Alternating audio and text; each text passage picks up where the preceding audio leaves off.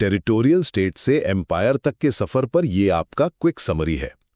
Ancient India में छोटे कबीलों से मौर्य साम्राज्य तक का डेवलपमेंट सिर्फ लड़ाइयों की कहानी नहीं है, बल्कि आयरन के यूज, एग्रीकल्चर और पावर सेंट्रलाइजेशन की एक इंटरेस्टिंग जर्नी है, जो आज की पॉलिटिक्स का बेस है।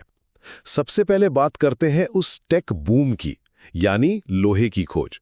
बुद्ध के टाइम पर आयरन टूल्स ने भारी एग्रीकल्चरल सरप्लस दिया। क्या हम कह सकते हैं कि लोहे ने रातों रात इकोनॉमी का गियर बदल दिया?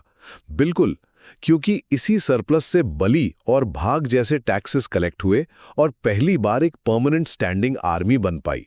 दूसरा पॉइंट है 16 महाजनपद और उनके गवर्नेंस मॉडल्स। एक तरफ मगध जैसी मोनार्कीज थी, जहां राजा का फुल कंट्रोल था, और दूसरी तरफ वज्जी जैसे गणसंघ थे, जहां पावर ग्रुप्स में डिवाइडेड थी।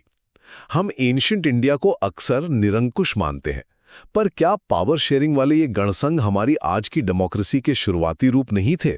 फाइनली बात करते हैं मगध के डोमिनेंस और चाणक्य की सप्तांग थ्योरी की। अपनी लोहे की खदानों और नदियों की वजह से मगध सबसे पावरफुल बना। चाणक्य के अनुसार एक स्टेट 7 अंगों से चलता है, जैसे राजा, खजाना और सेना। अब जरा सोचिए, बिना इंटरनेट इतने बड़े एम्पायर को क्या हर जगह सेम रूल से चलाना पॉसिबल था? नहीं ना। इसीलिए मौर्य एडमिनिस्ट्रेशन ने दूर दराज के इलाकों में काफी फ्लेक्सिबल रूल्स अपनाए। शुरुआती वैदिक काल में लोग कबीलों में मिलजुल कर रहते थे, पर लोहे के इस्तेमाल और धान की खेती से अतिरिक्त अनाज पैदा होने लगा। जरा सोचिए, जब रोज की जद्दोजहद खत्म हो और गोदाम भरे हों, तभी तो सत्ता का एक नया ढांचा बनेगा ना।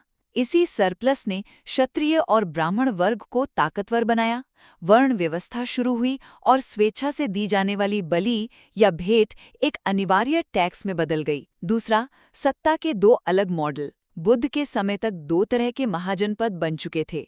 एक थे लिच्छवी जैसे गण संघ, जो शुरुआती गणतंत्र थे, जहां सभाएं वोटिंग से फैसले लेती थीं, और दूसरे थे मगध जैसे राजतंत्र, जहां राजा का राज, नियमित टैक्स और पक्की सेना थी। मगध ने अपनी उपजाऊ मिट्टी और लोहे की खदानों का पूरा फायदा उठाया और खुद को सबसे शक्तिशाली बना लिया।